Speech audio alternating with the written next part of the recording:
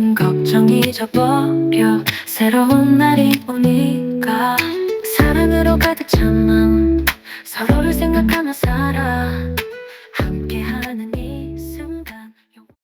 요즘은 야구를 보는 재미가 쏠쏠합니다. 꿈의 무대라고 할 수 있는 미국 메이저리그 LA 다저스의 팀으로 간 김혜성 선수가 있지요. 그 친구는 보기와 다르게, 기대와 다르게 큰 활약을 펼칩니다. 나갈 때마다 그 경기에서 맹타를 휘두르고 있습니다. 또 샌프란시스코의 이정우 선수는 그 실력을 인정받아서 한국인으로서의 최고의 연봉을 받고 있습니다. 이렇게 뛰어난 야구 선수이지만은 그들이 경기를 할 때마다 매 경기 야구를 잘하는 것이 아닙니다. 나갈 때마다 안타를 치고 나갈 때마다 홈런을 치는 것이 아닙니다. 야구에 뛰어난 자질과 실력을 겸비한 선수들이지만은 그런 그들마저도 피해갈 수 없는 것이 있습니다. 아무리 야구를 잘하려고 해도 그 뜻대로 되지 않는 그런 시간이 반드시 찾아온다는 것입니다. 억지로 못하려고 하는 것도 아닌데, 아니 어떤 때에는 더 많은 노력을 함에도 불구하고 평소보다 또 못한 시기가 찾아올 수 있다는 것이 운동선수의 숙명입니다. 우리는 그것을 슬럼프라고 부릅니다. 운동선수와 슬럼프, 이것은 뗄래야 뗄 수가 없는 것입니다. 운동선수 하면 누구든지 이 선수 생활을 하는 동안에 슬럼프라고 하는 위기를 겪게 되는 것입니다. 우리가 아는 위대한 운동선수들이 있죠. 축구, 펠레라든지 메시라든지 호날두라든지, 야구로 가서 베이브 루스라든지, 우리나라에도 박철순이라든지, 또 누구라든지, 선동열이라든지, 우리가 아는 그런 모든 운동선수들을 보게 되면 그렇게 알고 있는 그러한 유명한 위대한 운동선수가 슬럼프가 없어서 그런 위대한 선수가 된 것이 아니라, 비록 슬럼프가 있었어도, 위기가 있었어도 그 모든 것을 이기고 견뎌내어서 우리가 알고 있는 그러한 유명한 선수의 반열의 자리에 오른 것입니다. 이렇게 운동선수에게 슬럼프가 있는 것처럼 신앙인에게도 슬럼프가 있다는 사실입니다. 운동선수가 슬럼프를 슬기롭게 이겨낼 때 더 훌륭한 선수, 더 위대한 선수로 자리매김되어지는 것처럼 신앙인들도 자신에게 닥쳐온 영적인 슬럼프를 슬기롭게, 지혜롭게, 성숙하게 이겨낼 때 더 큰 믿음의 사람이 될 수가 있습니다. 오늘 성경 말씀을 보면 한 유명한 신앙인이 겪고 있는 슬럼프를 보여주고 있습니다. 여러분, 우리는 신앙인이 누군가가 슬럼프에 빠진다 이런 생각을 하게 될 때, 어떤 신앙인이, 어떤 믿는 사람이 영적인 침체기를 겪는다고 할 때 일반적으로 어떤 사람이 신앙적 슬럼프에 빠진다고 생각을 하십니까? 꼭 이렇게 생각하진 않으십니까? 영적인 침체기? 신앙적 위기에 들어가는 사람은 그 시험에 들고 안 들고 하는 것은 믿음이 부족한 사람들의 전유물이라고 말해요. 처음 믿기 시작한 사람들이, 성경의 지식이 부족한 사람들이, 은혜와 은사를 충만하게 받아보지 못한 사람들이 영적인 슬럼프, 침체기의 주인공이 될 수 있을 거라고 생각하지 않습니까? 그러나 오늘의 본문의 말씀은 전혀 다른 사실을 우리에게 가르쳐 준다는 사실입니다. 우리가 알고 있는 그 위대한 신앙인 엘리야가 슬럼프에 빠져들고 있습니다. 이스라엘에는 많은 선지자가 있지 않겠습니까? 그 수많은 선지자 중에서 이스라엘 사람이 최고로 치는 두 선지자가 바로 모세와 엘리야예요. 엘리야는 선지자로서, 신앙인으로서 올라갈 수 있는, 또 가져갈 수 있는 최고의 경지, 또 최고의 영성의 수준을 간직한 사람입니다. 그런 사람이, 그런 위대한 신앙인이 계속적으로 신앙의 생활을 잘하지 못하고 순간적으로 어느 때나마 신앙적 슬럼프에 빠졌다고 하는 것은, 신앙의 슬럼프는 믿음이 좋은 사람, 믿음이 적은 사람, 성경을 많이 한 사람, 성경을 적게 하는 사람, 이런 믿는 사람의 어떤 환경이나 배경, 이 모든 것을 가리지 않고 찾아온다는 사실입니다. 다시 말하면 우리 중 누구에게도 신앙적 슬럼프는 찾아올 수 있다는 사실을 알려주는 것입니다. 그러므로 우리는 어떤 때 신앙의 슬럼프가 찾아오고 또 어떻게 해야 우리가 신앙의 슬럼프에 빠졌을 때에 거기에서 빠져나올 수 있는지 오늘 본문 말씀을 통하여서 그 해결책을 찾아보고자 합니다.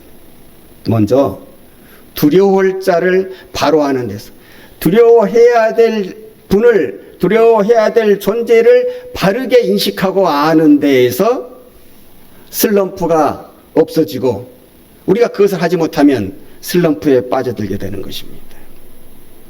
두려워할 자를 잘못 설정하는 데에서 오늘 3절 말씀을 봅니다. 그가 이 형편을 보고 일어나 자기의 생명을 위해 도망하였다. 엘리야가 어떤 형편을 보고 그 형편에 빠진 자신을 보고 거기에서 도망하였다 이 말이에요. 그가 본 형편은 무엇입니까? 2절에 나오는데 한 여인의 협박이 이세벨이라고 하는 왕비가 그것도 엘리야 앞에서 직접 한 말도 아니고 사람을 보내서 너를 죽이겠다. 네가 내 사랑하는 사람들을 내가 아끼는 사람들을 네가 죽였으니 내가 너도 또한 그들과 똑같이 죽이겠다고 하는 말을 듣고 겁을 확 집어먹어버린 거예요. 그리고 우리가 얘기하는 식으로 36개 주렐랑을 치는데 어떻게 보면 이것이 이 위대한 엘리야가 어떻게 보면은 믿는 사람들의 망신을 그 위대한 엘리야가 선지자 엘리야가 다 시키고 있는 것입니다. 여러분 도망칠 때에 도망치더라도 좀 우아하게 도망쳐야 하는 것 아닙니까? 우리가 삼국지나 열국지가 이렇게 전쟁을 다루고 있는 그런 책들을 보게 되면은 그 안에서 도망치는 병법도 소개해 주고 있습니다.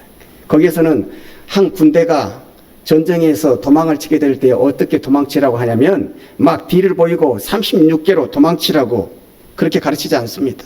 걸음아 나 살려라 그렇게 도망가는 방법을 가르치지 않습니다. 왜냐하면 그렇게 도망치면 오히려 피해가 더 크게 그들에게 입혀지기 때문에 그렇습니다. 도망칠 때에도요 격조를 지켜서 도망치라고 하는 거예요. 도망치지 아니하는 것처럼 안전하게 느리게 그리고 당당하게 도망치는 방법을 그 병법으로 가르치고 있는데 가장 안 좋은 방법이 걸음아 날 살려라 이렇게 36개로 도망치는 방법을 가장 후퇴하는 방법에 안 좋은 방법으로 소개하고 있다는 사실입니다. 그런데 오늘 엘리야가 그런 도망하는 모습을 보여주고 있어요.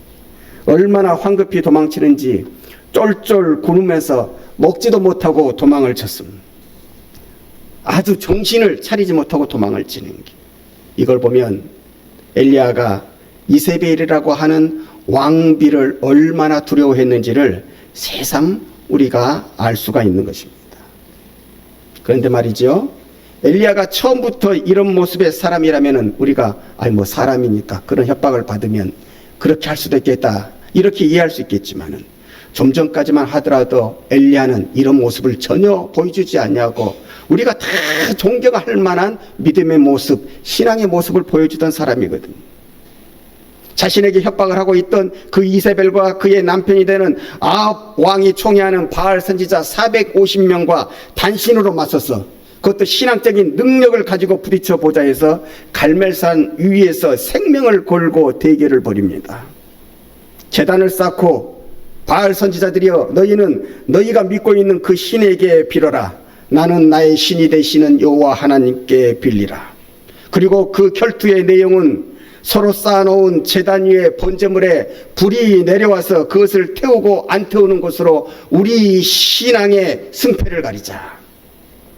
그 우상을 섬기는 450명이 합심으로 한 소리로 소리치니 그게 얼마나 웅장했겠습니까?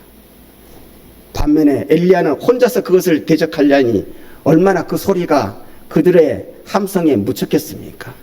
그럼에도 불구하고 엘리야는 굴하지 아니하고 그 450명과 대결하여서 승리를 거두게 됩니다. 그리고 승리한 엘리야는 단호하게 처신을 합니다. 우상 숭배를 하는 바알 선지자 450명을 모두 다 붙잡아가지고 기손 시냇가로 내려가서 다 처형해버리고 맙니다. 이 순간만큼은 아무도 엘리야를 못 말리는 그만큼이나 권위가 당당한 엘리야였습니다. 이렇게 엄청난 역사를 이룬 엘리야가 비록 왕비라고 하지만은 신령한 능력이 전혀 없는 이세벨의 협박 앞에 절이 속절없이 무너질 수밖에 없었던 것은 그 이유가 다른 데 있었던 것이 아니라 두려워할 자를 두려워하는 그 두려움의 대상을 바로 설정하지 못했기 때문에 하나님을 두려워하지 못하고 순간적으로 사람의 두려움에 휩싸여 버렸기 때문에. 여러분, 사실 엘리야가 하는 이런 실수는 어디서 많이 본 것 같지 않습니까? 바로 우리들의 신앙생활 속에서 보여지는 실수입니다. 여러분 생각해 봅시다. 우리도 성경이 말씀하는 진리를, 강단에서 선포되어지는 말씀을 실생활 속에서 얼마나 적용하며 살아갑니까? 생각이야, 교회에 나올 때마다, 말씀을 들을 때마다, 성경을 읽을 때마다, 기도할 때마다 생각이야 내가 말씀대로 살아야지, 생각이야 내가 하나님께 모든 것을 맡겨야지 하면서도 정작 실생활 속에서 나의 생각을 거스르는 어려운 일들을 만나게 되면 이것이 하나님께 나와서 모든 것을 맡기는 것이 너무나 막연해 보여서 은근슬쩍 내 처방을 앞세워서 사람의 말을 듣고 사람에게 부탁하고 사람을 더 의지하고 때로는 사람을 더 두려워하면서 살아오지 않았습니다. 하나님보다 사람이 더 크게 보이기 시작하면 아무리 큰 믿음의 사람이라고 할지라도 백중백발로 신앙의 슬럼프를, 영적인 침체기를 겪게 되는 것입니다. 4절에 보면 슬럼프에 빠져든 엘리야의 모습을 이렇게 보여줍니다. 자기 자신은 광야로 들어가 하룻길쯤 가서 한 노뎀나무 아래에 앉아서 자기가 죽기를 원하여 이르되 여호와여 넉넉하오니 지금 내 생명을 거두시옵소서. 나는 내 조상들보다도 낫지 못하나이다. 슬럼프에 빠져든 신앙인의 특징은 신앙생활이 재미가 없어진다. 신앙생활이 기쁨이, 그러므로 더 나아가서 자신을 괴롭히고 자신의 신세를 한탄하게 되는 것입니다. 엘리야는 심지어 죽기를 원합니다. 주여 죽여주시옵소서. 나는 너무나도 힘이 됩니다. 그런데 이렇게 하나님 앞에 얘기를 하는 것을 보면, 말씀을 올려드리는 것을 보면은 너무나 어느 정도는 희극적이지 않습니까? 뭐 그렇게 죽기를 원했다고 한다면 그냥 도망치지 말고 거기에서 죽었어야지. 뭐 여기까지 그냥 이렇게 먼 거리까지 도망을 와가지고 이제 살만하니까 그 자리에서 그때서야 하나님 날 죽여주십시오. 이렇게 떼쓰고 있다는 것입니다.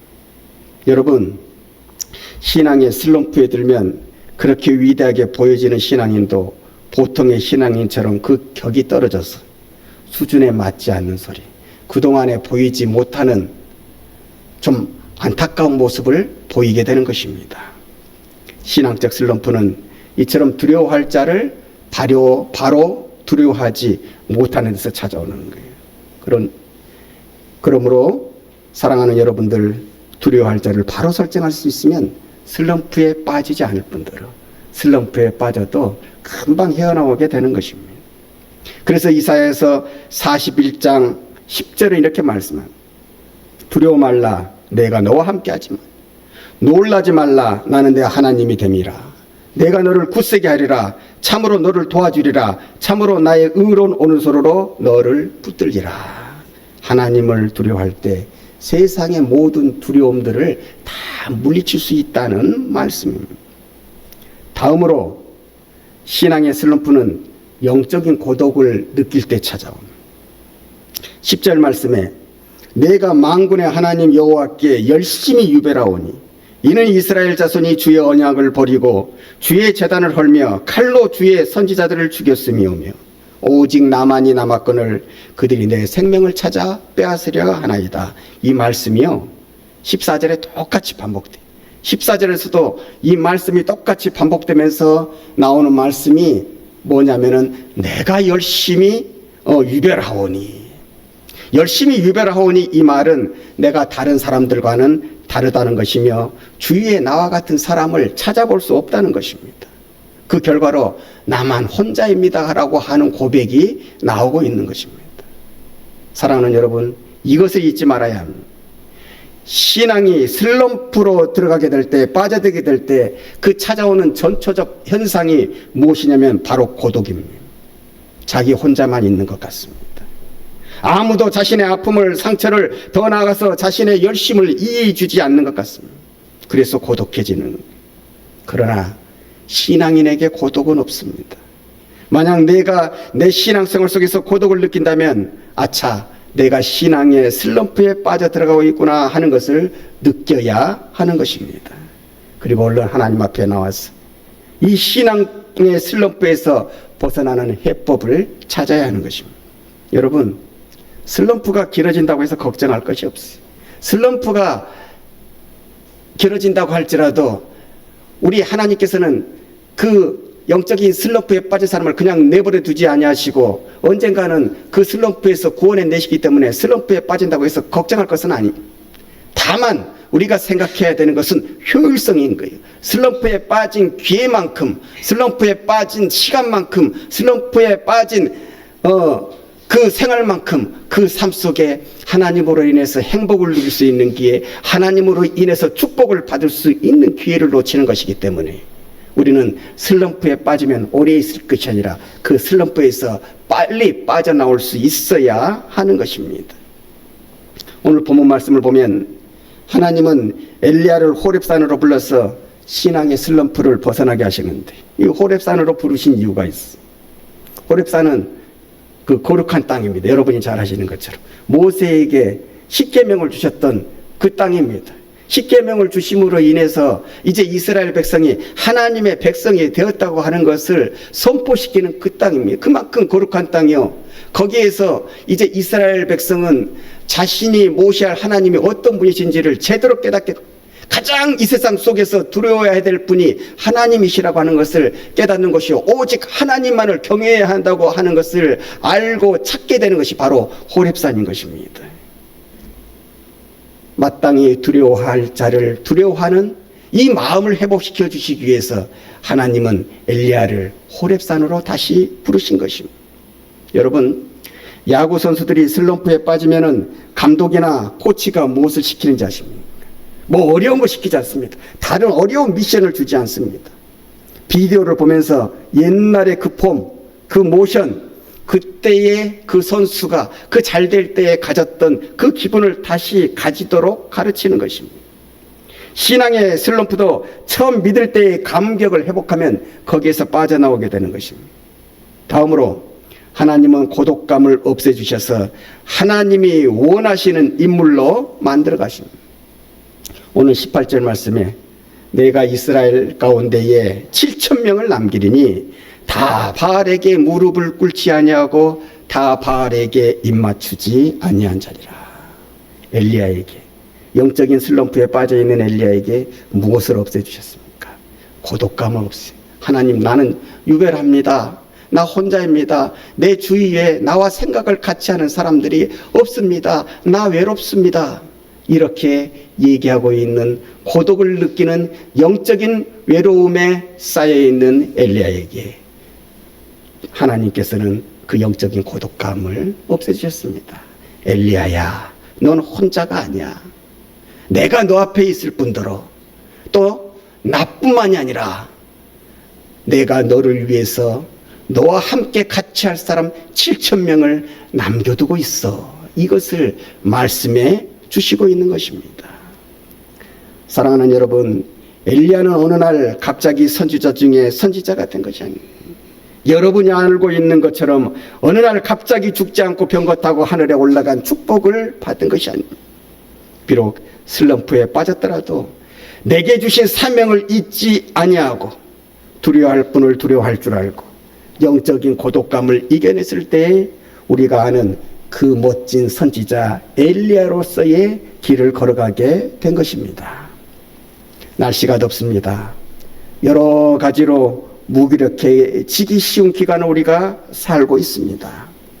이러한 기간들 속에서 더욱더 하나님을 의지하고 주위에 같이 기도해 주는 믿음의 식구들을 생각하면서 우리가 내가 혼자라고 하는 것은 아닐 때, 내가 아무리 힘들고 어려울 때라고 할지라도 하나님은 나와 함께 해주신다고 하는 것을 온전히 신앙으로 고백하게 되어질 때에 우리는 그 어떤 신앙적 슬럼프에도 들어가지 아니하고, 아니 구속이 있다고 할지라도 금방금방 빠져나오는 이 하나님의 은혜를 맛보게 될 것입니다. 이 은혜 속에서 진실로 하나님이 원하시는 여러분을 이 땅에 보내시면서 설정해 놓으시는 그 아름다운 작품의 모습으로서 온전하게 만들어 주시는 하나님의 은혜가 여러분의 삶을 통하여서 나타나게 되시기를 주님의 이름으로 간절히 축원합니다. 기도하겠습니다. 희망의 빛이 오네.